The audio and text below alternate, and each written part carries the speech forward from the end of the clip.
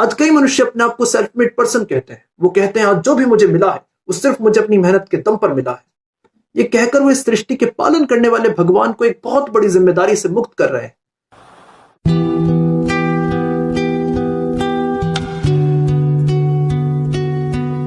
Confidence से related मेरे मन में कई सारे प्रश्न थे, जैसे how to become confident, confidence की डेफिनेशन क्या है, किस क्राइटेरिया पर किसी भी मनुष्य को कॉन्फिडेंट कहा जाता है। ये प्रश्न आपको सुनने में जरूर आसान लग रहे हैं, लेकिन रियलिटी में ये प्रश्न इतने आसान है नहीं। सपोज आप मुझे कोई कार्य देते हो और उस कार्य को देने के बाद आप मुझसे पूछते हो क्या तू ये कार्य कर सकता है, तो मेरे पास दो ऑप्शन होंगे। या तो मैं आपसे कहूंगा मैं अवश्य कर सकता हूँ, इससे भी बड़े बड़े कार्य किए मैंने, मैं आपको अभी कर दिखाता हूँ। ये मेरा ओवर कॉन्फिडेंट है, ये मेरा अहंकार है। या फिर मैं आपसे कहूंगा मैं पता नहीं, ये कार्य कभी मैंने किया नहीं ना, कोशिश करता हूं शायद हो जाए। ये मेरा लोअर कॉन्फिडेंस है, ये मेरी नर्वसनेस है। मेरा बस प्रश्न सिर्फ इतना था कि ओवर कॉन्फिडेंस और लोअर कॉन्फिडेंस को किस तरह से बैलेंस किया जाए। किसी भी कार्य को हाई पोटेंशियल से करने के बाद भी ओवर कॉन्फिडेंस से कैसे बचा जाए, किस तरह से किसी भी कार्य के प्रति कॉन्फिडेंट बना जाए। और जैसा कि आप सभी जानते हैं कि जीवन के सारे प्रश्नों के उत्तर भारतीय संस्कृति में ही मौजूद है, इसलिए मैंने भी अपने सारे प्रश्नों के उत्तर इसी संस्कृति में खोजने का प्रयास किया। और मेरी ये यात्रा समाप्त हुई हनुमान जी पर आकर। मैंने देखा कि हनुमान जी इस संस्कृति के उन पात्रों में से हैं जिन्हें कभी अहंकार नहीं हुआ। हनुमान जी ने भीम का अहंकार तोड़ा, अर्जुन का अहंकार तोड़ा, बलराम जी का अहंकार तोड़ा, लेकिन उनमें कभी अहंकार नहीं आया।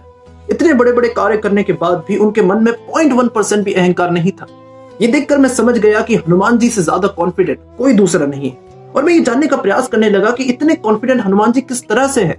और जो जवाब मुझे मिला उससे मैं संतुष्ट हो गया। और ये जवाब मुझे मिला था रामायण की एक छोटी सी घटना में, जब दक्षिण जाने वाले दल को ये पता चल चुका था कि माता सीता श्रीलंका में है। और जामवंत जी ने हर वानर से ये पूछा कौन इस 100 योजन के समुद्र को पार कर माता सीता तक पहुंच सकता है। हर वानर अपने अपने बल के बारे में बताने लगा, लेकिन हनुमान जी एक जगह पर चुपचाप बैठे हुए थे। जामवंत जी ने हनुमान जी से पूछा हनुमान जी आप अपने बल के बारे में कुछ नहीं कहेंगे। हनुमान जी ने कहा मेरे पास अपना कोई बल हो तो मैं कुछ कहूँ। जामवंत जी ने कहा आप ये क्या कह रहे हैं, आप अतुलित बल थामा है। हनुमान जी ने कहा वही तो, मैं अतुलित बल का धाम हूँ, मुझ में अपार बल है, पर यह बल मेरा नहीं है, ये सारा बल प्रभु श्री रामचंद्र का है। जामवंत जी ने कहा क्या आप इस समुद्र को लांघ सकते हैं।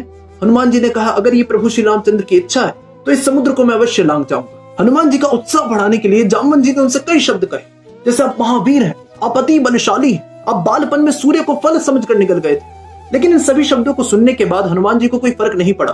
तब जामवंत जी ने कहा आप प्रभु श्री राम के कार्य के लिए यहाँ आए।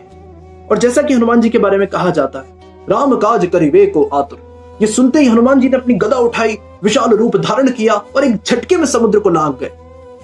और इसके बाद की घटना तो आप सभी को पता है। यह गौर करने वाली बात यह है कि हनुमान जी ने अपना बल, अपनी बुद्धि, अपनी विद्या पूरी तरह से प्रभु श्री रामचंद्र को समर्पित कर दी थी। वो हर कार्य प्रभु श्री रामचंद्र के लिए करते हैं, इसलिए यहाँ नर्वसनेस का तो सवाल ही पैदा नहीं होता।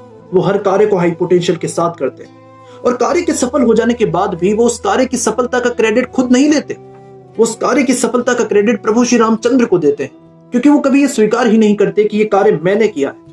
वो हमेशा ये कहते हैं कि ये कार्य प्रभु श्री रामचंद्र ने ही किया है, मैं तो सिर्फ एक माध्यम था, जिसकी वजह से उनके मन में कभी अहंकार नहीं आता।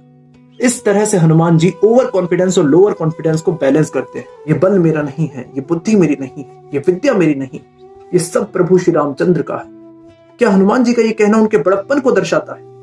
नहीं, हनुमान जी ने ये सब अपने बड़प्पन के कारण, अपने भोलेपन के कारण, अपनी सरलता के कारण नहीं कहा।